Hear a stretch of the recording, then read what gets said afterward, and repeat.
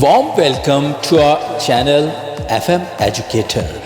Today our topic is conjunction and its kinds. Let's understand what is conjunction. A conjunction is a word that joins words, phrases और sentences.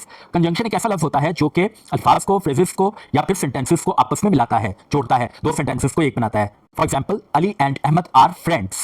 अब and जब लगा है तो यहाँ पर ये जुमला जो है वो एक बन गया है, वरना अली अहमद आर फ्रेंड्स ये जुमला नहीं बन सकता था. There are 5 kinds of conjunctions which are being displayed before you in slide, and we are going to discuss them one by one. Number 1, coordinating conjunction. It joins two words, phrases और two independent clauses. ये sentences को, phrases को और जो independent clauses होती हैं उनको आपस में मिलाता है. 7 coordinating conjunctions can be remembered using mnemonic fan voice. Here fan means यानी fan से ये बनेगा for and nor, ये fan बन गया. Voice से बनेगा be for but, O for और Y for yet, S for so. अब ये ध्यान में रखें कि 7 ये जो वर्ड्स मैंने मेंशन किए हैं, अगर इनकी मदद से जुमलों को आपस में मिलाया जा रहा है तो आप समझ जाएंगे कि ये कोऑर्डिनेटिंग कंजंक्शन है. अब जैसे देखिए, वुड यू लाइक टी और कॉफी, ठीक है, तो ये कोऑर्डिनेटिंग कंजंक्शन है. और number 2, subordinating conjunction joins principal clause यानी main clause to subordinate clause, dependent clause. It shows relationship such as time, cause, condition और contrast. इस कंजंक्शन का काम होता है जो मेन क्लॉज है आपकी उसको सबऑर्डिनेट क्लॉज या डिपेंडेंट क्लॉज के साथ मिलाना होता है. इसके दरमियान में जो लिंकिंग वर्ड लगता है या जॉइंटर लगता है उसको हम सबऑर्डिनेटिंग कंजंक्शन कहते हैं. और इसका जो रिलेशनशिप होता है टाइम के साथ, सबब के साथ होता है, ठीक है, और कोई ना कोई कंट्रास्ट वगैरह या इस तरह की जो चीज़ें होती हैं उनके साथ होता है. Example, he stayed at home because it was raining heavily. यहाँ बिकॉज जो है वो कॉज को शो कर रहा है, क्योंकि घर रहने की उसकी वजह क्या है, क्योंकि उसकी कॉज थी रेन, हैवी रेन की वजह से वो घर पे रुका हुआ था. Number 3, correlative conjunctions.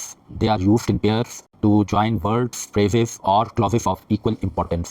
ये वो conjunctions होते हैं जो कि पेयर में यूज़ होते हैं और इनका काम होता है वर्ड्स को, phrases को या एक जैसी अहमियत रखने वाली clauses को आपस में मिलाना. Its common examples are either or, neither, nor, whether और not only but also. यानी ये पेयर बनेंगे जैसे अब एक सेंटेंस है उसमें ईदर के साथ और लगेगा अगर दो नाउन्स लग रहे हैं तो, ठीक है. तो ये मैं अभी आपको आगे एग्जाम्पल में बताता हूँ. Neither the teacher not the students were late, ठीक है. अब यहाँ पर देखिए कि ना तो टीचर ना ही स्टूडेंट्स लेट थे. अब यहाँ दो नाउन्स आए हैं इसलिए नीदर के साथ नॉर पेयर के तौर पर आया है, लेकिन ये सिंगुलर ही है आपका जो कंजंक्शन है गो के पेयर में यूज हुआ है. Number 4, compound conjunction. Compound conjunction is the group of 2 or more than 2 words which function as a single conjunction. You can go out as long as you finish your work.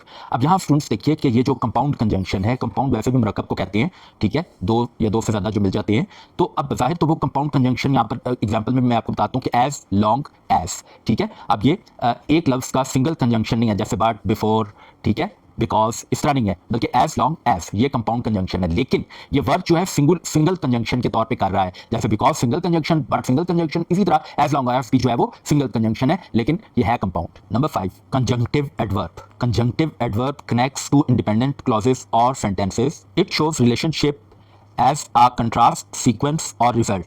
यहाँ आप देखिए कि ये जो आपका conjunctive adverb है, ठीक है, ये दो फ्रेजेस को, क्लॉजेस को मिला रहा है या सेंटेंसेस को मिला रहा है आपस में, और इसका जो रिजल्ट निकल रहा है यानी इसका जो नतीजा है वो क्या है, किसी कंट्रास्ट की शक्ल में हमारे सामने आ रहा है, ठीक है, सीक्वेंस कोई तसलसल है या कोई रिजल्ट सामने आ रहा है. He did not study therefore he failed the test. अब यहाँ पर देयरफॉर जो है वो रिजल्ट शो कर रहा है क्योंकि उसने स्टडी नहीं की, इसीलिए जाहिर है अंडरस्टूड था कि वो टेस्ट फेल कर गया, तो इसलिए ये नतीजा निकला. उम्मीद है कि आपको लेक्चर समझ आ गया होगा. आपकी आसानी के लिए उसी तरह से एक्सरसाइजेस जो है वो डिस्प्ले की जा रही हैं. फर्स्ट एक्सरसाइज में आपने आइडेंटिफाई करना है कि कौन सी टाइप का कंजंक्शन जो है ये आपने यहाँ पर लगाना है, और दूसरी एक्सरसाइज में फिल इन द ब्लैंक्स हैं जहाँ पर आपने अप्रोप्रिएट जो है वो कंजंक्शन जो है वो प्लेस करना है. तो अच्छी तरह ध्यान में रखिए कि ये एक्सरसाइज आप तब हल करें जब आप मुकम्मल तौर पर ऊपर जो मैंशन लेक्चर है उसको अच्छी तरह समझ लें, कॉन्सेप्ट आपको समझ आ जाए, तो फिर आप जरूर एक्सरसाइजेस को जो है सॉल्व कीजिए ताकि आपको पता चल जाएगा, खुद से अपनी असेसमेंट कर लेंगे कि किस कदर आपको ये लेक्चर समझ आया है. अगर आपको लेक्चर सही लगा हो, आपकी समझ में आया हो, तो फिर चैनल को सब्सक्राइब करके लाइक कर दीजिएगा. Thank you so much. Take care of your good self. अल्लाह हाफिज़.